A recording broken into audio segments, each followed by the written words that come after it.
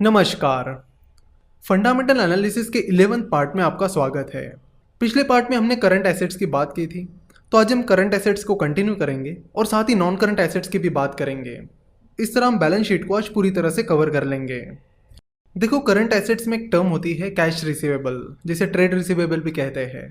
कई बार माल बेचने के बाद जो डिस्ट्रीब्यूटर है या कस्टमर है वो कंपनी को तुरंत पैसा नहीं पे करता है। वो कंपनी से माल खरीदने के कुछ दिनों बाद पैसा कंपनी को पे करता है। तो अपना माल बेचने के बाद जो पैसा कंपनी को नहीं मिला है उसे कैश रिसीवेबल कहते हैं, यानी वो पैसा कंपनी को मिलना भी बाकी है। कैश रिसीवेबल पर आपको नजर रखना बहुत जरूरी है, क्योंकि जब भी कोई बैलेंस शीट को मैनिपुलेट करने की कोशिश करता है तो वो cash receivable, non current investments, long term loans and advances, इनके जरिए बैलेंस शीट को मैनिपुलेट करने की कोशिश करता है। कई बार company profit and loss statement पर अपनी सेल्स फिगर को मैनिपुलेट करती है और अपना झूठा सेल्स बताती है। वो सेल्स झूठा होता है, इसलिए कंपनी के पास उतनी कैश तो नहीं आती। इसलिए कंपनी बताती है कि वो सेल का जो भी पैसा है वो कैश रिसीवेबल है, यानी वो पैसा कंपनी को मिलने वाला है। लेकिन सेल फेक है, इसलिए कैश रिसीव भी कैसे होगा।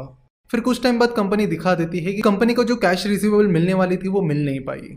तो इस तरह के फ्रॉड कई सारे चलते हैं, इसलिए आपको कैश रिसीवेबल पर नजर रखनी चाहिए।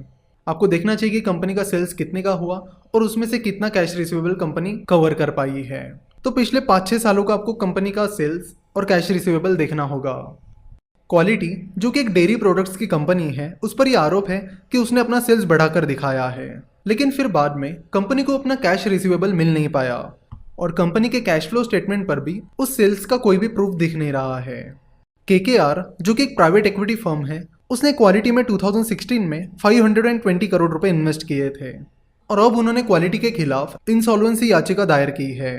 देखो, सेल्स, कैश रिसीवेबल्स और कैश फ्लो स्टेटमेंट, इन तीनों को आपको साथ साथ देखना है, क्योंकि बैलेंस शीट और प्रॉफिट एंड लॉस स्टेटमेंट, इनको मैनिपुलेट करना आसान होता है, लेकिन कैश फ्लो स्टेटमेंट को मैनिपुलेट करना उतना आसान नहीं होता। जब हम आगे चलकर कैश फ्लो स्टेटमेंट कवर करेंगे तब हम कैश रिसीवेबल और सेल्स के बारे में डिटेल में बात करेंगे और चेक करेंगे कि कैसे सेल्स और कैश रिसीवेबल को वेरीफाई किया जाता है।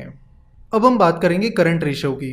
कंपनी के ऊपर जितनी करंट लायबिलिटीज हैं उन्हें कवर करने के लिए कंपनी के पास उतने करंट एसेट्स है या नहीं, ये चेक करना भी बहुत जरूरी होता है।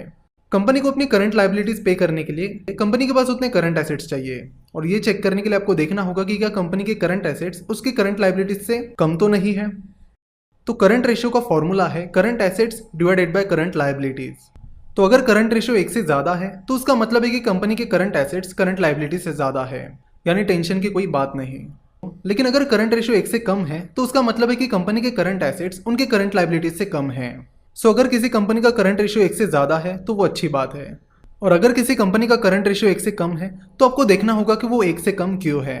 बहुत सारी कंपनीज बहुत सारा डिविडेंड देती है और शेयर बायबैक करती है, जिसकी वजह से कंपनी की कैश कम हो जाती है और उनके करंट एसेट्स भी कम हो जाते हैं, जिससे कई बार उनका करंट रेशियो 1 से कम हो जाता है। सो अगर किसी कंपनी का करंट रेशियो 1 से कम है तो आपको देखना होगा कि कंपनी की प्रॉफिटेबिलिटी कितनी है। क्या कंपनी अपने प्रॉफिट की मदद से अपनी करंट लायबिलिटीज तुरंत रिपे कर पाएगी। साथ ही ऐसे टाइम आपको कंपनी की लॉन्ग टर्म लायबिलिटीज भी देखनी पड़ेगी, उनका लॉन्ग टर्म डेट देखना पड़ेगा। अगर लॉन्ग टर्म डेट भी ज़्यादा है, प्रॉफिटेबिलिटी कम है और करंट रेशियो 1 से कम है तो दिक्कत की बात है। चलो, तो यहाँ पर आईसीआईसीआई सिक्योरिटीज़ का करंट रेशियो निकालते हैं। आईसीआईसीआई सिक्योरिटीज़ के पास 2615 करोड़ का करंट एसेट है और उनकी करंट लायबिलिटीज 1902 करोड़ है।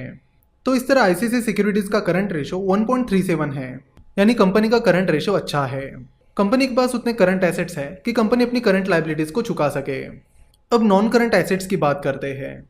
तो यहाँ पर आईसीआईसीआई सिक्योरिटीज की बैलेंस शीट पर आप देख सकते हो कि आईसीआईसीआई सिक्योरिटीज के नॉन करंट एसेट्स में आता है fixed assets, non current investments, deferred tax assets, long term loans and advances और other non current assets.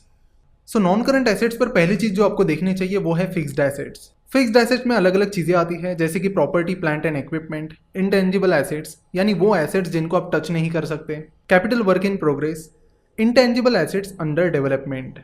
Property, plant and equipment का हर साल डिप्रिसिएशन होता है।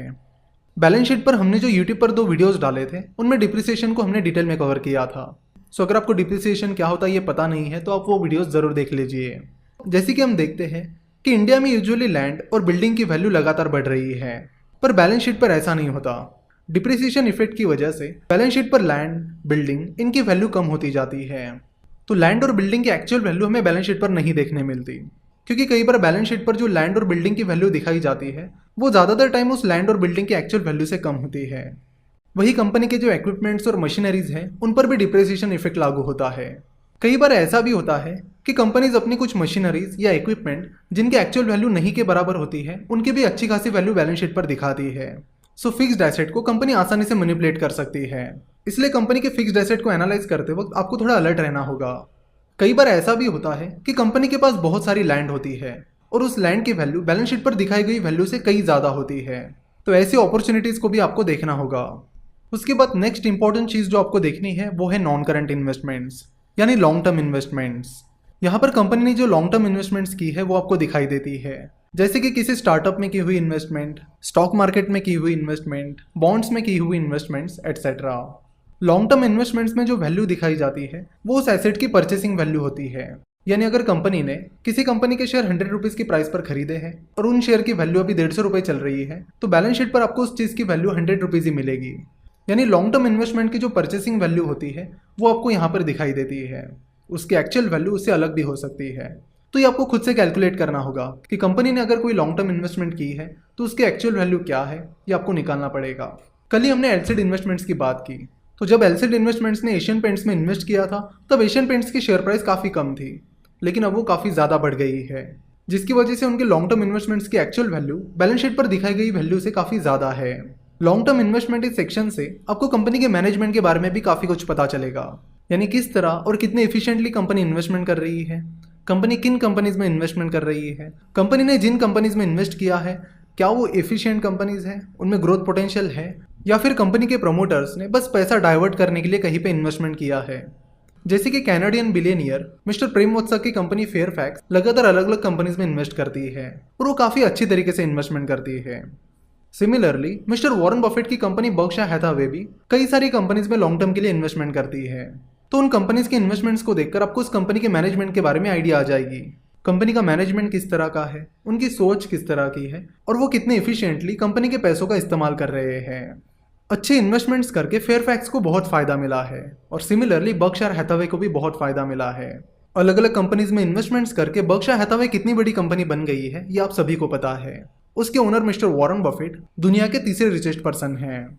तो लॉन्ग टर्म इन्वेस्टमेंट इस सेक्शन से आपको कंपनी के मैनेजमेंट के बारे में बहुत अच्छी खासी जानकारी मिल जाती है। अगला और एक बहुत इंपॉर्टेंट पार्ट है long term loans and advances. बहुत सारी companies long term loans and advances के जरिए कंपनी का पैसा बाहर भेजती है।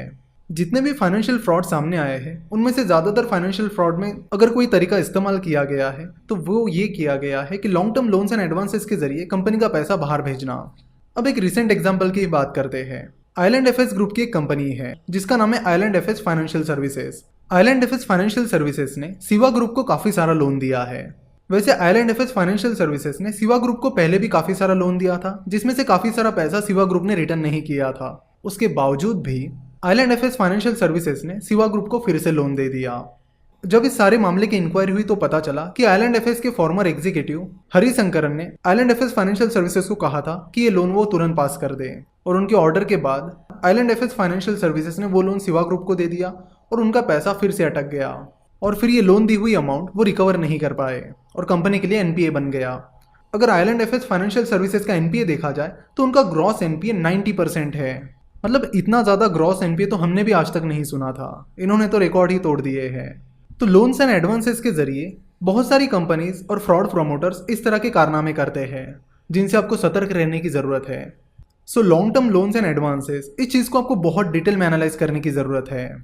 अगर हम आईसीआईसीआई सिक्योरिटीज़ के long term loans and advances देखें तो हम देख सकते हैं कि आईसीआईसीआई सिक्योरिटीज़ का ब्रोकिंग का बिजनेस है जिसकी वजह से उन्हें स्टॉक एक्सचेंज के पास कुछ डिपॉजिट रखना पड़ा है। साथ ही उन्होंने कुछ रिलेटेड पार्टीज के पास भी डिपॉजिट रखा है और अपने ऑफिस प्रीमाइसेस और एसेट्स के लिए उन्होंने कुछ डिपॉजिट रखा है।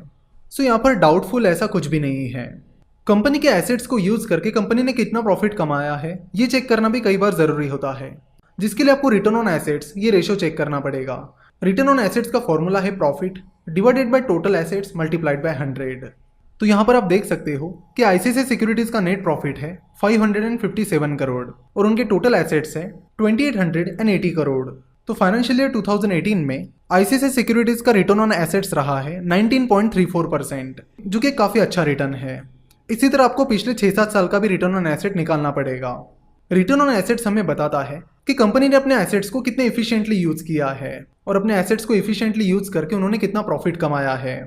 रिटर्न ऑन एसेट्स पर आपको ज़्यादा फोकस करने की ज़रूरत नहीं है, लेकिन हाँ आपको चेक करना बहुत ज़रूरी है, क्योंकि अगर लगातार कंपनी का रिटर्न ऑन एसेट कम आ रहा है तो ये सोचने वाली बात है।